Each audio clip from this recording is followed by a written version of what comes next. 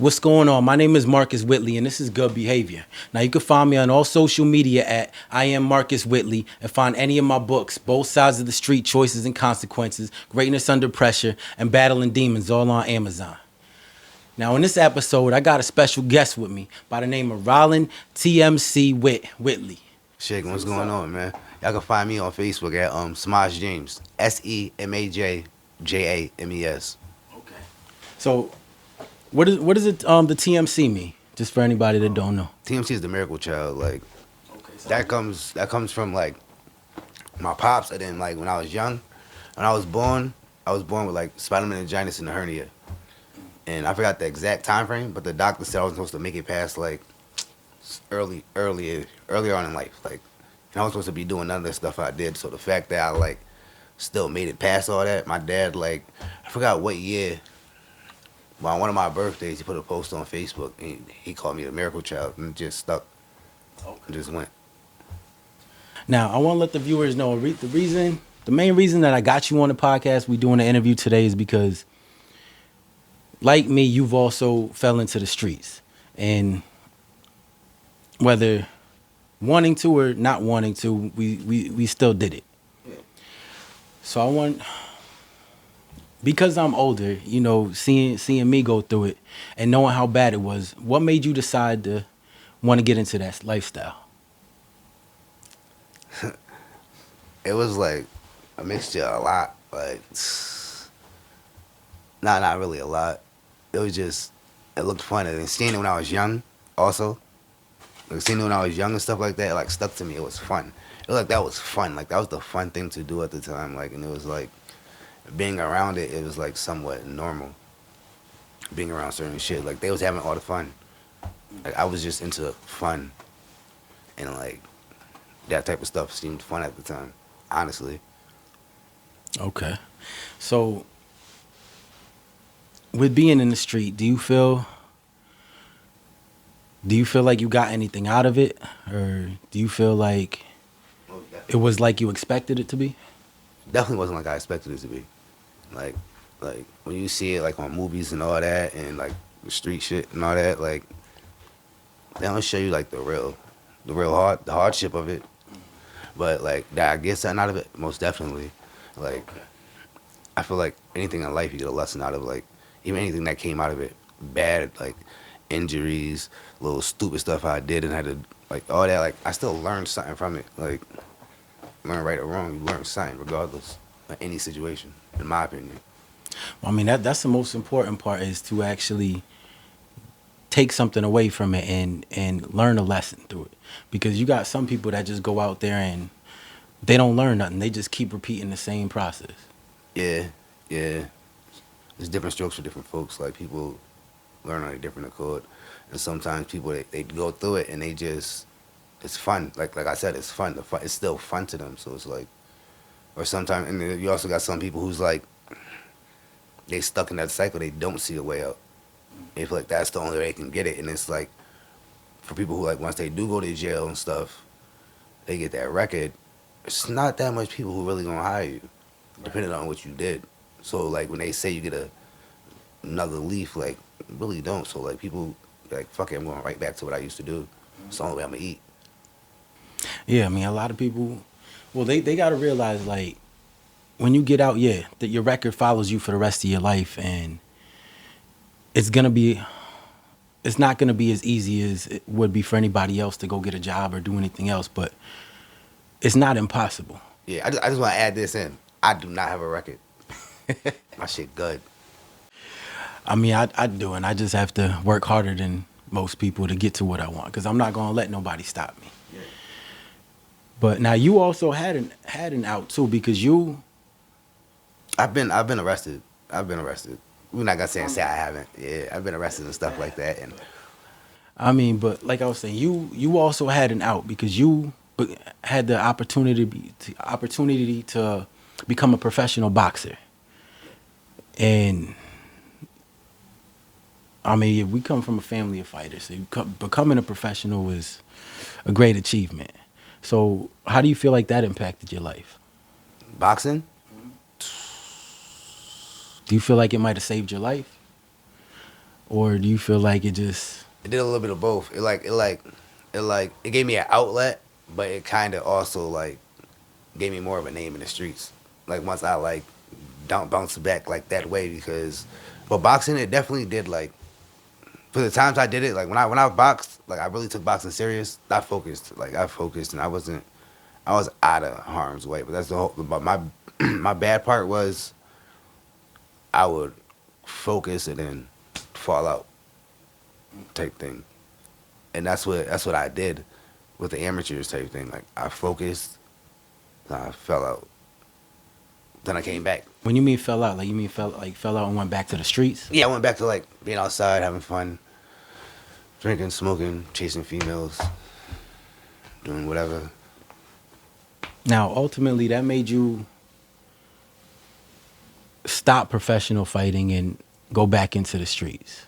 That was actually I actually stopped amateur fighting, and then I did all that, and then 6 years later, I just jumped back into pro. Yeah. And then I did my first pro fight, got wrapped up with work, took 2 years off, and I did my second. But that feeling, that feeling is something different. Now, do you see yourself getting back into professional boxing again? Or you feel like that part of your life is over? I thought it was. I can't lie, like, I do have an itch. And it's like now that I'm trying to like really be positive, like I'm trying to like not do things that I used to do. Like I'm in the house more. I'm trying to like get back right, get right fully with my family, my kids, and all that. Now like that's like my main goal. I got way more time on my hands that I need to kill in some type of way, and I do have the itch to be back in the gym. And it's like once I start designing boxing trunks and stuff, which I've been doing, like, sitting in my room, I know what time that is. And then it's like my daughter, one thing she always wanted, because she never seen me fight. She like knows of the aura of me boxing. She like wants to see me do it at least once. So it's like that kind of like, So that's a positive influence. I got two friends who like they keep pushing me every time. Like we stopped talking for like 5, 6, 7 months because of stupid situations. And once I link back up with them and like we on video chat, first thing they ask me is, "So when you fighting?" It's like, and they always on my back about it. And it's like, my dad, I know he with me 100%, but he's just on the page now where it's like, you got want it. I'm starting to get that edge back. I ain't gonna lie. I mean, that's the most important thing because everybody else could want it for you. Like everybody else could want it for you, but you got to want it for yourself to That's a fact. actually be able to go out and do it. And it's a fact. And it's like I come from it. And it's like that's another part about the whole boxing thing. It's like when you come for something, like me coming from it, like, oh, this is something all I ever knew. My family owns the gym. This is that. This is that. I take it for granted. It's like I take it for granted. Like every day, like this is not like your typical like oh basketball family. It's a whole boxing family. Like and I took it for granted that me being young, like what, 13, 14. No, I was like 16. I ain't gonna cap. I was 16. I was 16 on the cover of the magazine, Western Mass Sports Journal, and that goes to all high schools in Western Mass. I was on the cover. The cousins, me and the cousins and my brother, we the centerfold, and the main stories about us. And being on that like bigged my head up even more, in a sense at that time. Because at that time, I wasn't losing no fights, but I was still like boxing. But I would still be like, I'm going to school out here in Wilbraham, but on weekends, come to Springfield. And I'm still like doing my own thing. And it was like me being outside and I'm the new kid around. It's the clout, as they say it now. It's the clout thing. So it was like, I got to my head. So it was like, that's when really I started slacking off. I'm outside now. Like, Yeah. Now with boxing, work, and being in the streets, like how did you find balance to be able to do all that? I didn't. So how you feel like you managed? At that time, when I fought pro, when I turned back pro and I was fighting pro, I was in the streets. I was working at MGM at the time. I was just working and going to the gym. When I stopped boxing, that's when I'm in the streets. That's when I was in the streets, like having fun. I tried to mix it. It doesn't. Like it's not an equal balance. That's like water and oil. That's the right expression. Like water and gas or whatever. Like it doesn't mix. Like you can't like live that life and then think this life's gonna be okay. You might get away with it at first at the beginning. It's gonna catch up to you, It always does. and it's like, and once you get older, like I'm 34 now, so once you get older, it's like you really start to realize like it's not worth it. It's time wasted. Like I sit back and I look at like, and I sit back and I think sometimes like,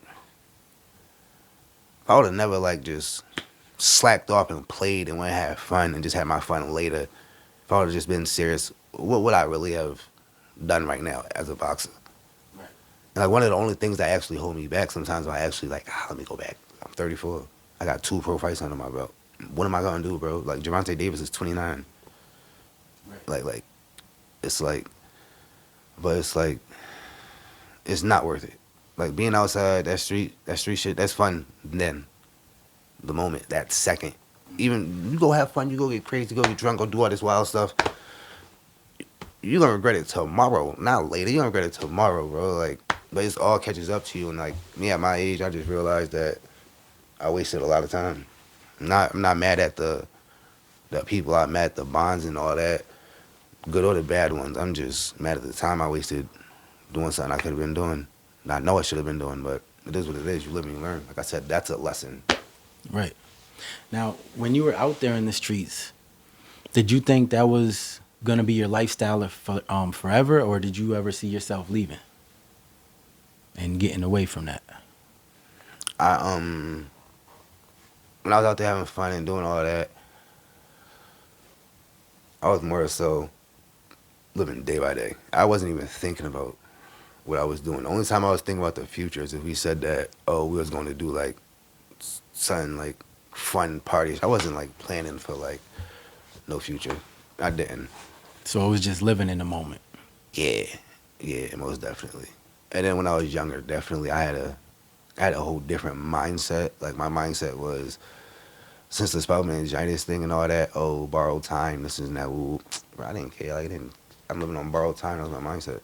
So my mindset started to change after, like, what, the first time I got arrested, having my son, my daughter. It's like realizing that's like when between the time of first time getting arrested and actually hitting Ludlow. 'Cause I've been arrested a couple times and bailed out, got out the courthouse, nothing. That first time, like, actually hitting Ludlow, and I got stay here for a week. I stayed here for a week. That's all I ever did. That's the most time I ever did, and that's all I need. I sat there for a week, and I was just like, yeah, that's not it.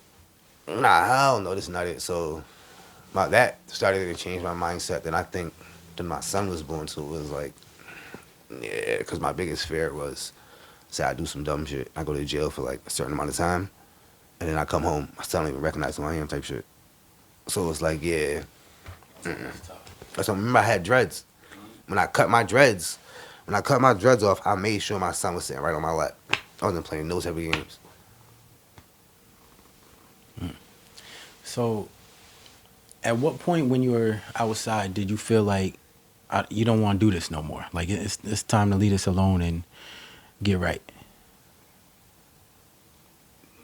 Between the mixture of that too, because it's like I was a player, I didn't have to go to jail. I watched my friends go through it. So watching them get locked up and then people dying, that all took a little toll. But the major thing was, yeah, that little 1 week, and the my babies. That's it. That was the final straws right there. And then it's like I see my right hand, call my little brother. See my right hand. I see I need to do two bids. And I'm like, yeah, nah. Yeah, it's not it. I got you from outside, my boy. I can't do it. Call me what you want. So now that you done left all that alone, what do you see yourself doing with your future now? Right now, I'm really trying to further my culinary. Like, I've been cooking for years, for some years. Since MGM opened, that's when I really, like, started cooking, like, at a job. But, like, just, like, last year, I really fell in love with it. And it's crazy because it runs in the family. You know, dad was a chef. It runs in the family, so and it was like I really just fell in love with it. Before it was just a check. It was an easy check. But now I have fun with it. Okay. And I mean MGM, that's a big gig. Like, I'm at AIC now, but I want to go. Like I gotta go to school. I'm about to go get all my certificates. okay. That's my thing is go back to school to get all my certificates, every single one, so I can be anywhere. Okay. So is there anything else that you got going on that you want to let the viewers know about?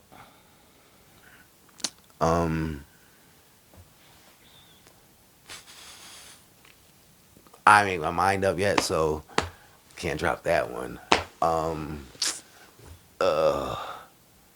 Nah, just stay tuned. Stay tuned. All right. So one more time, you want to let the listeners know where they can find you on all social media? You know, on Facebook, Semaj James, SEMAJ, James, JAMES. It's the same thing, frontwards, backwards, if you really look at it. And then my Snap, hold on, let me tell you, Snap TMC Wit, and they're all different names. Instagram is Wit _ the shit. Okay. Now, I hope this episode was able to give you another perspective of the streets aside from just mine. Now, my name is Marcus Whitley. I'd like to thank my special guest, Rollin Whitley. So until the next episode.